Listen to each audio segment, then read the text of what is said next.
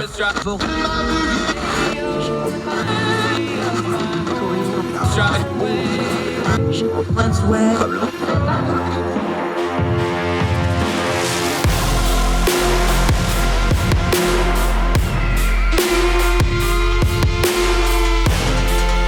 host, Andrew Donaldson. This is Heard Tell. Welcome to Heard Tell. I'm Andrew Donaldson. Thank you so much for joining us today and giving us the most precious thing you have, your time, as we once again try to turn down the noise of the news cycle, get to the information we really need to discern the times we live in. There's a lot going on in the world. We're going to cover it today, but let's start with the September 11th remembrance, which was yesterday as we record this program. I was open on Twitter. I spent a couple weeks trying to think about what I wanted to either write or do on this program in regards to September 11th, which is now 21 years ago. It's old enough to drink. That's shocking. Seems like yesterday in some ways. Seems like another lifetime in other ways. And I just openly admitted on Twitter and to some other folks and to my family, frankly, I didn't know how to process it this time. I couldn't come up with something clever to write or something insightful. I don't know that I've just gone through it all or if I'm just processing it differently as I age and get older. I really didn't know what to think this year. So I told him I was going to retweet some things. I would do some remembrances, which I did. I made a few comments, but for the most part, I didn't really want to talk about it this year. It's not because it's not deeply meaning for me. It's one of the most important events in my entire life. It's not because I don't feel the loss and the grief. It's not because I feel the wound of what it did to my country and what the years after that did to our country. It's not because I don't understand all the immense loss of life. It's because I don't know what to do after doing this 21 times. Maybe there's some things I needed to internalize and think a little differently on and reflect on. So that's the route I went with it. And sure enough, one of my worst fears about days like this, since I'm a bit of a public figure and I do things under my real name, there was a lot of hot takes of people trying to take 9/11 and slam it into whatever their current thing of the moment, whatever their hot take machine wanted to put out, and mostly how they could make it all about them. Friend of ours on Twitter, She's With Bruce, at She's With Bruce is the account name, made a very, very pertinent observation here, replying to something that I'd commented on that was a little bit out of line. Said, an example, my friend's constant reminder that things that are different are not the same. This is somebody that was on Twitter comparing 9/11 and the January 6th. And I said things that are different are not the same, especially in that case. We'll talk about that some other time. But She's With Bruce said this. It's a constant reminder that things are different are not the same. I'd like to add that this is one of the worst takes we'll see on today's Twitter, where this anniversary is like a Christmas tree and everything is being hung on it. I think they're absolutely right. I told them I'm going to steal that analogy. It's a good one. They blessed it. So please go follow them. They've been good supporters of our program. But it has become a Christmas tree. People show up once a year and hang ornaments on it, and they stare at it, and they light it up, and they gather around it. And like Christmas or any other holiday you want to pick for that matter, if you're not particularly religious or of some other faith, people sometimes take it reverentially. Some people find it to be a sacred thing. Others find it to be a commercial thing. Others find it to be an excuse to figure out what they're going to get out of it. It really has become a Christmas tree, I'm afraid, to too many people. We have a whole generation of adults coming up now who have no living memory of it. And I wonder how they're going to react just to how we react to it. So I'm going to be honest. After 21 years of pain, of trying to process it, of trying to remember it, of trying to honor it, of trying to be a good American about it, I still struggle with it. It's an immense event. I don't tell my full story of 9/11, but the long and the short of it is I was blessed that I was already on active duty. So I saw the second plane hit on the TV like a lot of other people. And about the time I was upstairs and about had my uniform on, the phone was ringing, grab your A-bag and report. I'm very proud that I was one of the people that the phone rang to go do something about it. I'm proud of my years of service after that, even though it took us to some very diverse places and some very ugly things. And there's parts of my life and parts of myself that will be always changed from those events. But I would do it again. But other people didn't have the same experience. Everybody saw 9/11 through their own prism. And now we have a lot of people, I'm afraid, that only see it through their own prism and without any other retrospective or any other perspective or any other thought put into it.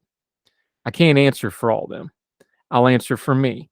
I'd rather just admit I struggled this year. Maybe next year I feel differently. Last year I felt a little differently, the 20th anniversary. Maybe that had something to do with it. My children are getting older. Maybe that has something to do with it. I'm getting older. Maybe that has something to do with it. I have my own health issues that are looming and looking like they may be quite serious this fall. So I get more empathetic about things like the health care of the rescue workers and the first responders. I get a little touchy about the veterans from the 20 years of warfare that we've waged since then, because I am one of them. And I know a lot of friends that are involved in that struggle to this day. And I know friends who are not here to struggle because they paid the ultimate price in defending our country because of what happened that day. We can talk about the politicians and the bad foreign policy and all that. But on these days, I think I'd rather just have some honesty. Some years, no matter how much I know or how much I care or how much I love my country, it's just hard. And this year it was really, really hard. So I'd rather put my hand up and admit I ain't got nothing for you that's real deep and intellectual this year. I'm just going to struggle with it internally. Maybe I'll write something in a week or two. We'll see how it goes. But can we do that?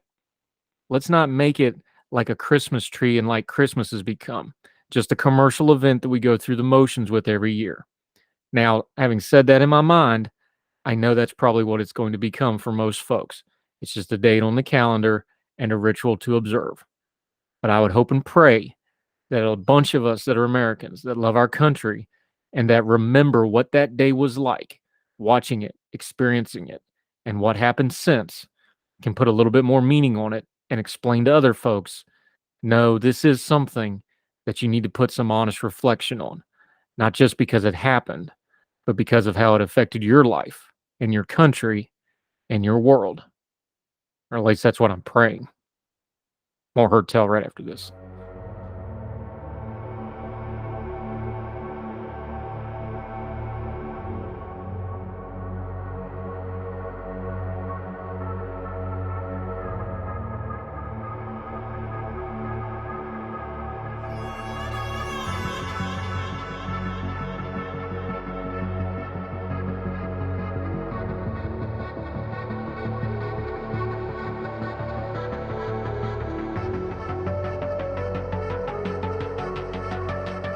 Welcome back to Heard Tell. Big doings in Ukraine. It looks like, now some of this is unconfirmed and it's still a very fluid situation, but it looks like Ukraine has scored a massive victory in the field against the invading Russians.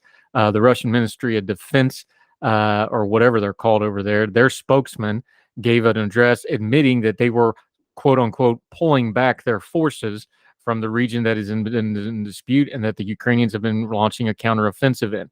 How well is it going?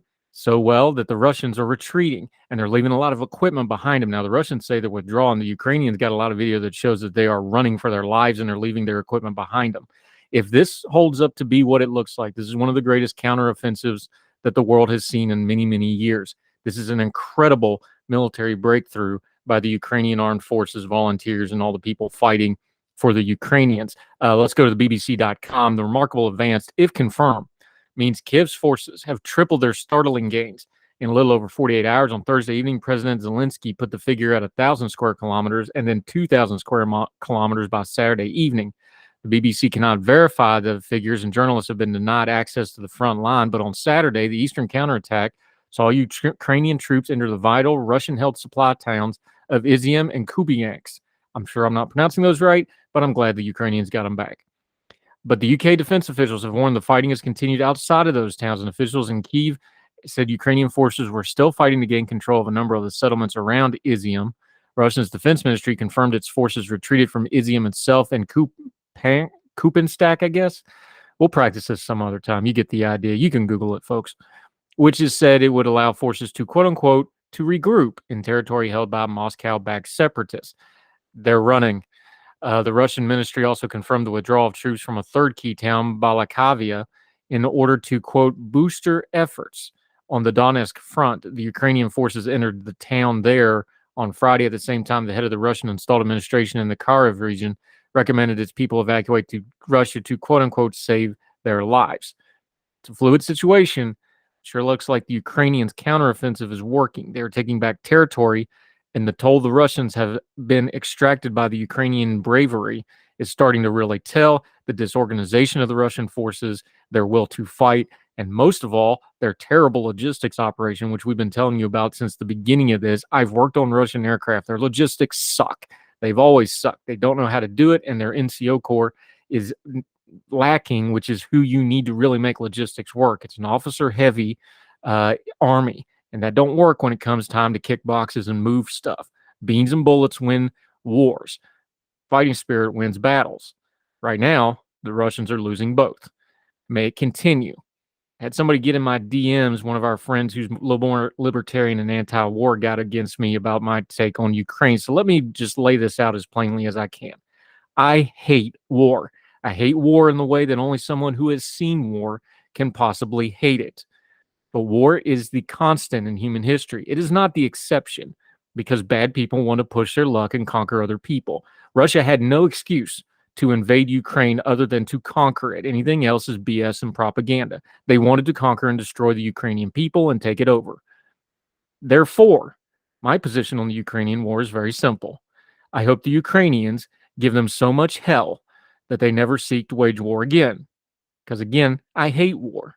But the only way you get peace is to either prevent war in the first place, or when somebody is so hell-bent on providing war and getting war and waging war, you give it right back to them so hard that they quit it or are unable to continue waging war.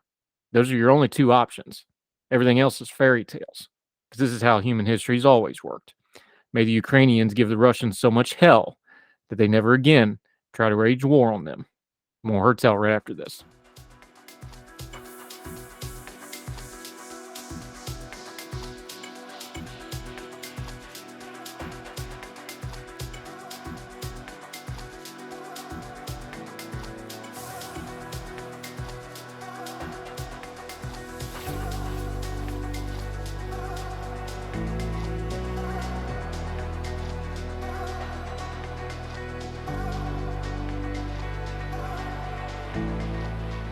Welcome back to Herd Tell. Okay, let's talk about everybody's favorite company, Amazon. For and against, it is all over the news. It is in your homes or on your porch. Hopefully nobody stole it. Porch Pirates is a different subject, though. Caden Rosenbaum, new voice, new face. Always excited to have new people on the show. Sharp guy. We're going to be talking a little Amazon with him. Caden, how are you today, sir? Thank you so much for the time. I'm doing great. How are you? I'm fantastic.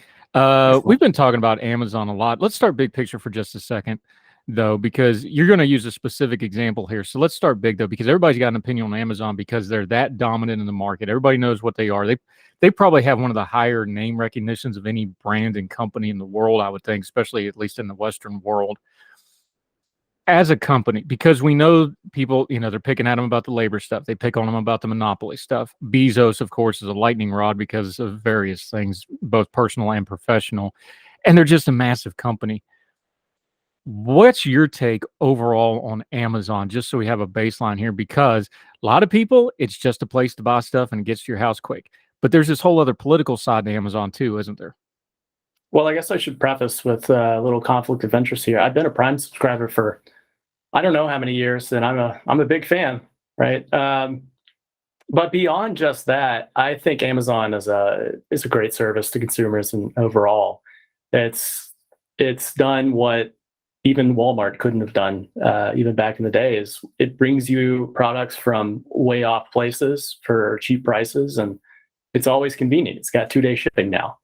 And some places, like where I live, they're building a brand new distribution center out here. We're going to have even less than 48 hours. You mentioned Walmart. I think that's something important to bring up here because I'm older than you.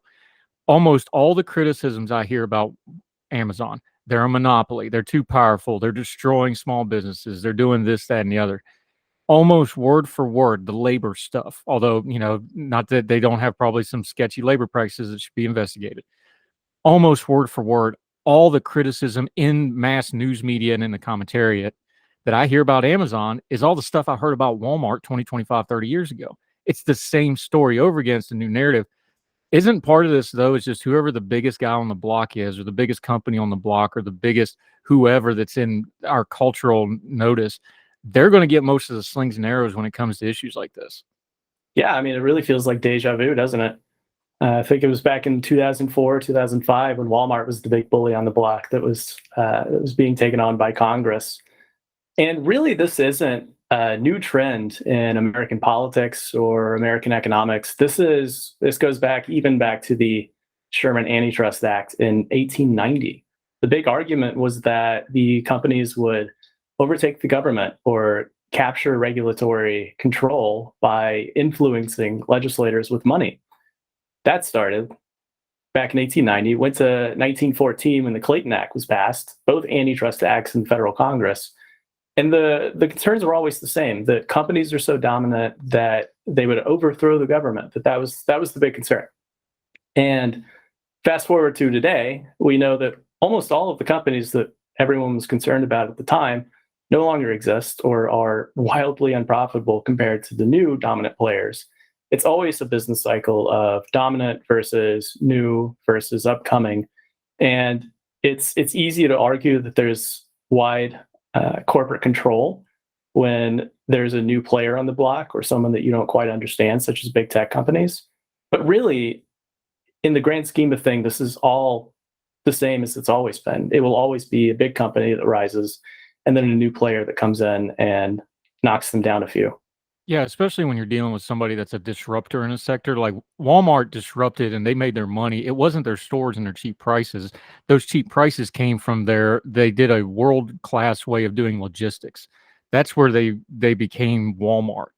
But then that same logistics thing is what kind of addled them the last few years when Amazon came up, because now Amazon got rid of all the overhead. They don't have to do all the logistics that Walmart does. Yeah. These things go in cycles. I think it's a great point to point out. That brings me to something that you touch on in your articles we're going to talk about. But we've talked about this in the legal realm. We talk about this in the technology realm. We talk about this in a lot of other realms. This is one of those things where legislation and regulation and the law is always chasing, and they're never going to catch up. I'm always really leery, and you just mentioned it with Amazon. They want to regulate Amazon. They want to regulate Facebook is a good example of this. Well, by the time they get around to regulating Facebook, my teenagers don't use Facebook. That's two technologies ago for them. You see what I'm saying? Like we tend to regulate way behind. So you can say Amazon needs regulation, but by the time they actually get around to doing it, the market's already changed again.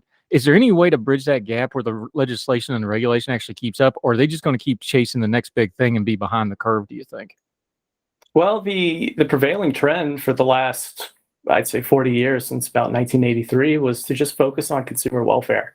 If a company is actually being unfair or deceptive and harming consumer welfare, meaning they can obtain goods at a cheap price that are quality, if a company is harming that consumer welfare, then they ought to be looked at and face antitrust scrutiny. But if they're doing good by the consumer, if they're giving good prices for good products, then there's no reason to break them up. They're a good value add to consumers.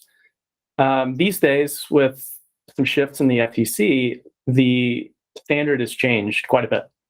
And it's no longer about consumer welfare. It's about size, power, and monetary dominance. And that's one measure of looking at it. But in the grand scheme of things, if we just look back only a century, that's not the way that the economy works. It's always going to be cyclical.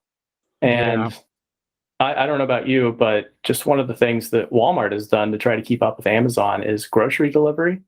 And that was a great move, spurred on by Uber Eats and DoorDash and Instacart.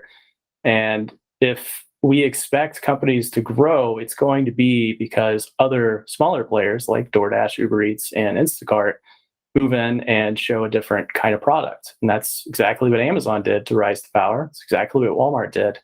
It's almost just it's almost naive to say that that's not going to happen again. Yeah, Caden Rosenbaum, join us. Put your lawyer hat on for just a second. Then we're going to go through a couple of the examples you've been writing about Amazon, though. But size and market dominance does not equal a monopoly. Now, I know on Twitter those two things are used interchangeably, but that's not really the case, is it? Oh, no, not at all. There's a countless number of antitrust factors that you should be looking at to figure out if a company is a true monopoly or not. There first has to be complete market dominance, which is market control. And the big problem there is you have to define the market. The latest one that we'll be talking about later is the market for smart home devices. What does that mean? Is it just Alexa? Is it the little robot vacuums? Is it also the smart bulbs that go in your house? What is the market for smart home devices? That's the first test. You figure out what that means, and then you get to the point where you figure out who has the most dominant position. And what constitutes dominance really is also up to interpretation. If you can somehow get across all of those boundaries, then you have to show that there's consumer harm because of monopoly or foreseeable consumer harm. And all of that takes years, if even decades, as Microsoft saw in their case that was recently settled, started in the early 2000s and was only recently settled. Yeah, which goes back to what we were just talking about of the regulation always running behind these things. You got to be kind of cognizant of it.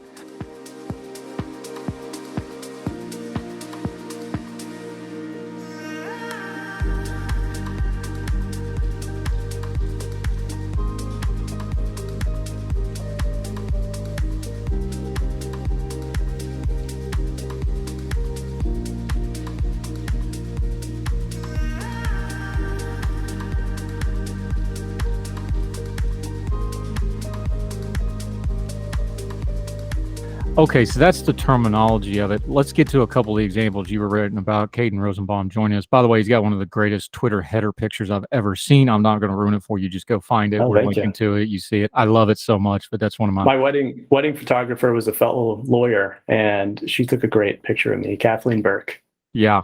And his header take is even better. You have two examples here. You mentioned it already, so let's start with the robot vacuum things. I was actually joking with my kids because I've got one of these things, and I got the little app on my phone, and it actually, I can watch on the app. The first time I turned it on, it maps the house, right? It goes around, maps the house, and I was showing them, it looks almost like the old Tetris or something. Like, when I was a kid, this was a really good video game. Now this is the vacuum cleaning my house. That's how much technology has changed.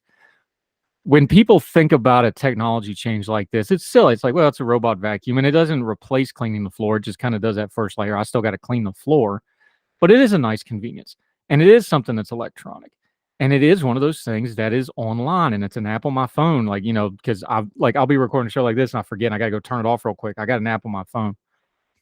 People, when something's in your house like that, it gets personal. You mentioned Alexa, and the other home things. Google's got one. Apple's got one. Everybody's got one of these things now. The Ring doorbells isn't part of this. Before we even get to the politics and the policy and the legal part of it, we are personalizing much more of this technology. It's in our home. It's a daily thing. That changes how we deal with it before you even get to the rest of it, doesn't it?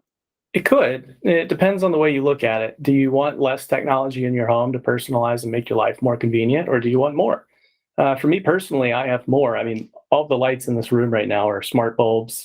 I've got an Alexa over there in the corner. I'm really surprised it hasn't gone off yet.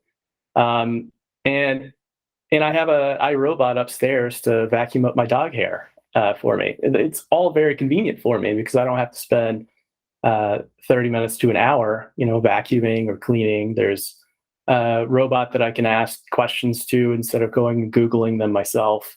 My life is extremely convenient, and that's my choice. It's really about choice, whether you want that or whether you'd like a lifestyle where things are more analog, where you live a little more off grid. And I don't think that we're coming to a point where you have to make the choice one way or the other. I think the choice is still in the hands of the consumer, and that's great. Where it should be, because like me, we've got 4 dogs. So that's basically what my poor little robot does. Is I could have a 5th dog by the time that thing runs. But that's my limit on the technology. Is I have that. I don't have anything voice activated. I don't have things that record in the house. That's just my personal line, and we can, people can argue that, but I don't like it. I don't like things listening to me. I don't like things recording me. We know how those things work, but that's my line.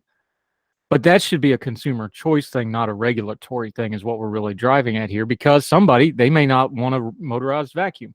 They may want everything in their house voice activated. They may have, Sure. people with disabilities. This stuff is fantastic for them because they can voice activate things that they can't physically get. How much of our policy on things like this, when you're talking about an Amazon or you're talking about an Apple or Ring doorbells, another great one of these, how much of our policy do we have to be careful about our need to regulate everything when really a lot of this stuff should be all of the above, not picking and choosing, correct? Well, I think that that's a good start to the conversation. I mean, for example, if in the market there is a vacuum that also sends out poison darts or something, right? That's a situation where you might want to regulate. You would That's want to awesome. regulate. Where do I get one of You know, those? exactly. You might want it, but the regulators and me personally would hope that you wouldn't buy it, so it might be regulated. There's also concerns about data privacy that pop up in any kind of new technology that's meant for consumers.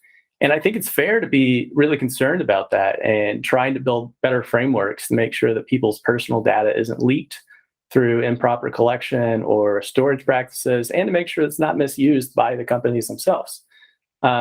Nowadays, we have multiple state laws. GDPR is also in effect, and that usually governs the big consumer electronics companies. And so it's not as big of an issue as it might have been, 5 or 6 years ago. We're having less data breaches.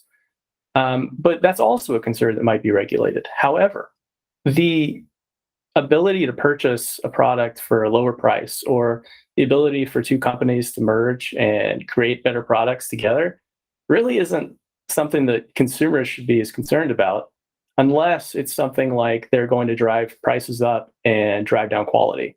That should be the only consideration for antitrust in this context.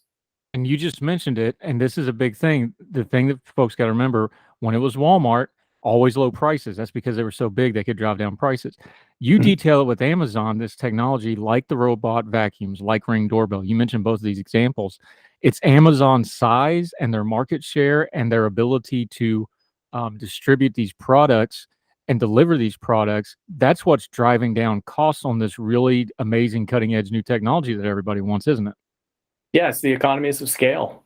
If it's competing with a mom and pop shop selling, let's say it's a toy store, and they're competing with the toy store who has a set list of suppliers, set list of customers in one small town, obviously Amazon has an advantage. And that is one of the concerns of some of the recent antitrust reform efforts, is the smaller shops. But you have to consider which one's better for consumers, not so much other businesses, because at the end of the day, it should be about lowering prices. I mean, we're headed for economic hardship, or we may have hit finally the end of the worst of it, but we were headed for economic hardship, and things like this were extremely important for consumers. Yeah. Caden Rosenbaum joining them. We're going to take a quick break. We come back. We're going to continue to talk about Amazon, robot vacuums, some other stuff Amazon does, like Kindle, something I've been a fan of for a long, long time. Caden Rosenbaum joining us, talking Amazon when Herd Tell continues right after this.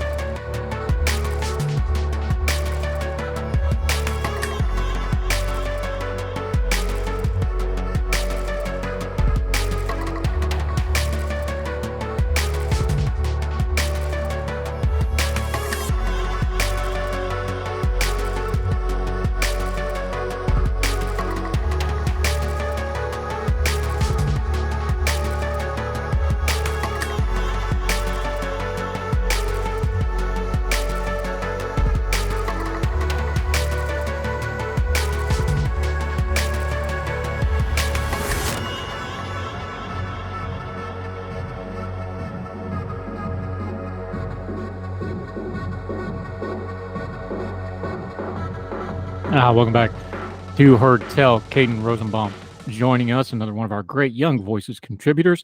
He's one of them lawyer folks, but for the purposes of this conversation, we're not going to hold that against him. He's been writing about Amazon a little bit. Let's talk two products. We mentioned one of them already, and we're going to get into the other one. People, if you're one of those people that Amazon is just the big bad in the world, I think it's fair for them to hear this part of the story. Let's take Kindle, something I absolutely love because I'm an avid reader. When Kindle came out, this was one of my favorite things that ever happened was, oh, I can e-read Kindle. I remember when I was in the hospital in 2016, that was a, godsend. I could just e-read and couldn't have books and stuff. I've been a fan of Kindle since it came out. Kindle today is very different than when it first came out. In fact, e-publishing in general is very different than it came out. And this is an example of Amazon, frankly, because, I'm a self-published writer too. I've been down that road. This is an example of Amazon. I think some people complain about it, but from my most positively experienced for the most part, they've made it cheaper, they've made it more accessible, and somebody just sitting in their house somewhere can put something on Amazon and get it theoretically in front of millions of people. This is pretty amazing technology, and I think sometimes we don't stop and realize just what a ground shift something like Kindle and other e-readers too, but Kindle's the big one. What a difference that has made over time, do we? Yeah. No, I mean, it's incredible, really. Every book behind me here, at least as many as I could, I have in PDF form because that's where I read them. Personally, I use the Remarkable tablet because I can write on it and make notes and things. But Kindle has just been an incredible innovation over the last decade or so. It started out being really, really expensive. And these days you can get one for like $100 and you can choose whether you want ads or not to make it even cheaper. There's the Kindle Fire, there's the regular e-reader, there's all kinds of things to compete with. And as far as self-published authors that can now use Amazon as a platform for publishing, it's been incredible. I mean, there's one book that I'm a really big fan of, and it's Follow Me to Alaska, written by one of my former neighbors who moved out to Alaska with her husband, wrote this book and gained huge following. I think she made it to the New York Times bestseller list. And then behind me is From Harvard to Homeless by Franklin Lee. And this is his second book that he has on Amazon, which is just a great story of his journey into van life and what that's been like. He's also in policy. And so he's a policy professional who's had to navigate van life at the same time. It's a great book. For small publishers like that, Amazon is huge. You don't have to go to Penguin Publishing House to make sure that you're getting your work out there. It's not like, to make a reference to Breakfast at Tiffany's, it's not like The 9 Lives by Paul Varjak, where it shows promise, right? It's huge. You can put your book out there and let readers decide. That's really great. It is great. In fact, I still have physical Kindles, but I've got the app on my phone now. I just read it off my phone because I've got a big, Oh, yeah. and I've got the desktop app too. The other part of that is, and we've told people on the show before, you mentioned the PDFs. There is so much of classical literature, things that are out of print, things that are out of date, and also almost every academic paper, with a couple of exceptions, you can get the PDFs for free. There is so much knowledge for free that you can get through Kindle and other e-readers too. As long as you got a PDF reader, the same trick works. You can literally go on Kindle and just go show me all the free stuff. And it's Exactly. more reading than you'll ever do in your entire, if 3 lifetimes you couldn't read it all. That's an amazing piece of technology that actually has some good practical implications. You put it this way, that this was an example of Amazon continuing to improve consumer products. Talk about it this way, though, a little bit of your lawyer hat again. Consumer products and improving for the consumer isn't just variety. It's also advancements in technology. It's also consumer choice. It's also consumers feeling like they're getting quality for the product. Amazon seems to be big enough that they can do all those things at the same time. It doesn't make them perfect, but being a big company, that really does free them up to do those sorts of things, doesn't it? Because sometimes they can be like, yeah, we can take a bath on these new authors because we know we're going to get more people onto our subscription service or whatever the case may be. Oh, exactly. And I mean, just to quote a movie about Steve Jobs, how do they know what they want, consumers? How do consumers know what they want if they haven't even seen it, right? And Amazon, as well as Apple and Google and Facebook, and Meta, are able to try new things, show consumers products that they may not have considered beforehand, and really push them out at the scale that they need to make them adopted. And some of the things that they pushed out, consumers didn't even know they wanted, like VR headsets, for example, from Meta. Google's got the Nest, and the Amazon Alexa is another product that was just something that people didn't know they wanted until they saw it, and it was great. The Kindle e-reader is just another example. I think you could always pull PDFs down on your computer, but to have it in your hand, just like a book where you needed a nightlight in bed to read it as you went to sleep, that was huge. And you could carry 10 or 12 books in your backpack without the weight of like 100 pounds of pages, right? That's huge. That's a great improvement to technology. Yeah, and I was an online college student. I did most of my college online. I was there for the changeover from they shipped you your books to everything's on ebook now. And now my two high schoolers, they have almost no school books. Everything's online. Of course, they're issued laptops and everything else, but all their books are in line. This is all within the last, 15 years. It's a huge groundswell. Let's talk about another one that we see. We don't think about this one as much, but iRing and the doorbell cameras and the smart doorbells. Amazon bought out Ring in 2018. I didn't think about this. I was looking at your Twitter feed when you were tweeting about this, though. There's two times we see these a lot. One is what you did, where the cat starts licking it and it becomes a cute pet photo. Yeah. We just saw it in the tragic Anne Hesh thing out in Hollywood. We saw it in the police shooting video a couple of weeks ago. More and more, we're getting instant breaking news out of doorbell feeds. It's become now we got it on the front of our house. This is a major technology shift too, not just for home security and things like that. This has become a new form of media almost too, hadn't it? Oh, yeah, it's definitely a form of content creation, or it's a tool for content creation at this point. I mean, I saw a video, it's one of my favorites. It's of whenever the power plant exploded in Texas here recently. The night sky lit up in purple because it was a chemical plant, right? And this guy comes running out in his underwear to his front porch and is yelling all kinds of expletives. And I think it's really funny to just watch this guy standing in his underwear with his hands on his hips. He's a classic Texas guy. Reminds me of my dad almost, because I'm from Texas as well.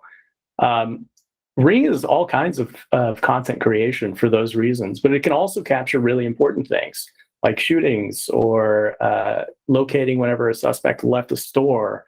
And it was definitely them. And my colleague, Leslie Corbally, you had on the show recently, has an article about Ring and the privacy concerns that come from police requesting those records and those videos. But as a consumer tool, this is great. And it's not just about content creation, it's about home security. Because before this, if someone rang your doorbell, you'd have to look through the little peephole or open the door, in my case, if you don't have a peephole. And you put yourself at risk if the person on the other side of the door is dangerous. And for a lot of people, being able to go on their phone and say, yes, who are you, even if they're not even really there, is huge. And it's always recording. So if someone does try to attack them, they've got the recording, they can take it to the police and do that. If someone's at their home and they aren't home at the time, they can also call the police and say, there's someone in my home that should not be, and they're trying to get in. And then finally, for the package thieves, I think we talked about this earlier, but with package thieves and porch pirates, that's also a huge tool because it can show first that your package was stolen and Amazon will probably replace it. Or B, that's the person who stole it. You can identify the person who stole it, catch the plates as they drive away. That's really huge. That's not just a camera in a box. That's a doorbell that can protect your home, protect your family, and help you stay safe. And that's a great innovation that Amazon purchased. Before they purchased it, it was like $200 to buy one. It's a little cost prohibitive. These days, the newer version, it's 2 years improved, is only $100. And that's not even Prime Day. That's standard price. So that's one of the benefits of Amazon acquiring a company, is they take a product that's already great and then they lower prices and they improve the quality. Yeah, and somebody who's had, not that my current house, but the one before that's had my home broken into, really wish I would have had something on video so we could have nabbed those folks, or at least maybe got some of the stuff back. Let's do this, though, to be fair, because we both like Amazon. But let's be fair, they're a big company, big companies with a lot of power and a lot of money. They need accountability because things can go sideways. What's the appropriate way to hold a company like Amazon accountable? Because I know the online Reddit gets out of control. And I know they're the big bully on the block, so everybody's going to have their protests against them because that's where all the money is and that's where all the unions are focusing because they're not a union company, and so on and so forth. The average consumer, though, even if you really, really like Amazon, things you like, you want to hold them accountable so it continues because it's a good service. What are some of the practical ways we really should be trying to keep Amazon on the up and up with things, not just as consumers, but also as people who pay attention to politics as well? Is it in advocacy? Is it in providing for certain kind of regulation or preventing certain kind of regulation, as the case may be? Is it how we talk about it on social media, which obviously they're very sensitive to? What's a good, responsible way to try to hold these kind of big companies accountable, do you think? Well, I think it all comes down to the consumer. And I really don't mean to make that the generic argument that I'm going to keep bringing up. But, as a consumer, you might just question how much you're using Amazon. Is that your sole source of purchasing products and groceries and all of that? Or are you also using other products? Because if you are concerned about power and market dominance, then you might consider, going to a grocery store instead of going to Amazon Fresh, or you might consider using ManyThing instead of Ring doorbells. There's a ton of different options for you out there, and if you are concerned about power, then you should just go seek out another option. Tell your friends to. It's not really about a stranglehold on the market. That's not the reality of it, and with that brings a lot of power to consumers to choose something else.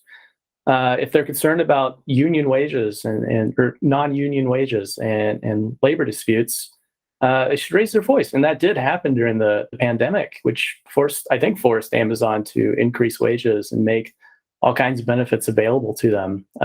Bernie Sanders was a really big advocate for this, and I think had a really good effect on these companies by just calling them out over and over again. This isn't a new tactic. These aren't new tactics that consumers and advocates have used before. I mean, it stretches back years, but it's still a tool that's always available. And so whenever regulators come out with a reform effort because the dominance is out of control or consumers are being harmed, I always question it, because the other tools, the other mechanisms for making companies move are still available.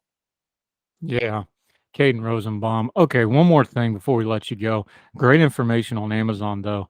But friends hold friends accountable. I was looking at your Twitter feed. I have a question. You tweeted on April the 27th, I just WebMD'd my inability to remember acronyms as a problem. And it literally just turned up more acronyms. Caden Rosenbaum, defend your tweet. Oh, yeah. Acronyms are the bane of my existence. If I had a choice, I would force people to say what the acronym means. My wife is in digital advertising, and she's always using acronyms at me to explain how her day went. And I have to stop her every 30 seconds to say, I don't know what that means.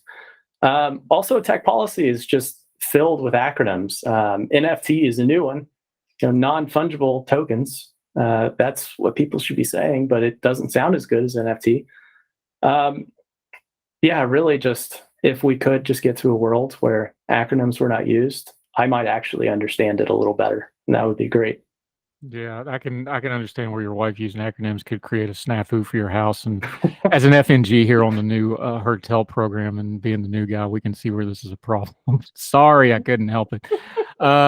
Listen, let me tell you something. As somebody who was in the military and other things, don't ever do government service if you don't like acronyms, because that's all it is. It's its own language. I'll tell you, almost. Google is a powerful tool for someone who doesn't know acronyms. Hey, I ain't above Googling an editor sent me something the other day. He's like, well, do this. And I was like, sure. Right after I Google your acronym, literally what I messaged him. I'm with you on the acronyms, my friend. Caden Rosenbaum, great information. Loved having you. We'll definitely have you back. Till folks see you on Hertel again, though, let them know where they can follow you, what you have going on, and how they can keep up with you until we see you again, my friend. Well, first and foremost, you can find me on libertas.org, which is libertas.org. And if you want to know my funny tweets and my struggles with acronyms, you can find me on Twitter, and it's at Caden Rosenbaum. Those are the two places. That's where I'm always at. And if you need me, you can ping me there. He's a very serious tweeter, too. It was hard to find anything jokey in his Twitter feed. He's a very sharp, smart guy. Yeah, he's got a lot of good stuff on there. Make sure you follow him. You can see it on the on-screen graphic on the YouTube. Caden Rosenbaum, great job today. We will link to all the writing that we talked about with you. Make sure you read all the pieces for yourself. Good job, buddy. Looking forward to talking to you again real soon, sir. Thank you for the time. Thanks for having me. Appreciate it, sir.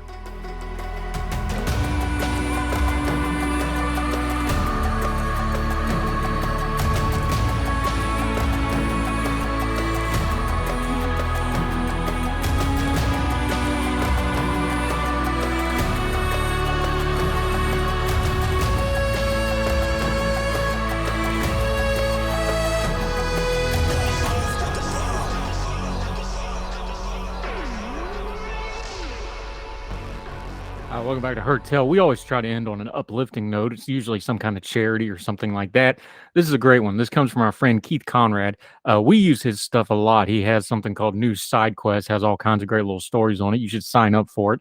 We'll link to that. But one of the things and one of the podcasts he's involved in, this is a great one. Miles for Change, Episode 1, Dare to Try. Dare to Try specializes in adaptive sports. They have built an inclusive community that provides training and proper tools for people living with physical disabilities or visual impairments to become endurance athletes. These individuals gain the confidence to achieve personal goals through both participation in para-athletics. For links to people featured in the episode, you can go to their website, Miles for Change Podcast. This is a public episode that we're going to talk about here. You can also visit their Substack, milesforchange.substack.com. We're going to link to it. But what's so great about this one is something near and dear to my heart. I've talked to it many times before. Special Olympics. My mother was a special education teacher for 35 years. I grew up around these folks. I have a heart for them. For over 50 years, the Special Olympics Chicago has provided opportunities for thousands of athletes living with intellectual disabilities. The organization has provided a sustainable community for the athletes and their families while offering a wide variety and wide range of athletic play and competitive events all years round. Story from the charity partner organizations, the people they help, and those who run the Chicago Marathon to support them. It's hosted by Jen DeSalvo. We're going to link to it. Again, that's from our friend Keith Conrad. Miles for Change. Go check out the podcast. And if you can help Special Olympics in your area, you don't have to give them money. They love volunteers. You can just go to these races and help. I guarantee you these are going to be some of the most special people you ever met. They will change your life. They'll also change your perspective. Please go do it. That'll do it for Herd Tell. Thank you so much for joining us. We'd love to hear from you. This program only works because you listen, and we appreciate it, and you give us the greatest thing you have, your time. We never want to disrespect it. That means we want to hear from you. herdtellshow@gmail.com. You can send us an email at herdtellshow on the Twitter. You can DM us there or send a message. Love to hear from you.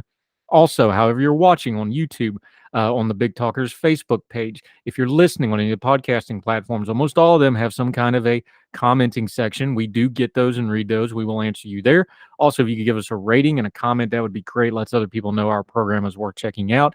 And if you really want to do us a solid, share us on your social media. We don't pay for advertising. All our advertising here is word of mouth and in-house what we do on our own social media. And our growth is all because of you. And we thank you greatly for it. So we continue to try to turn down the noise of the news media and get to the information we need to discern the times we live in. So wherever you and yours are, across the street or around the world, we hope you're well. We hope you are well fed. We can't wait to talk to you again next time on Herd Tell. All the music on Herd Tell is provided under a Creative Content license from monstercat.com.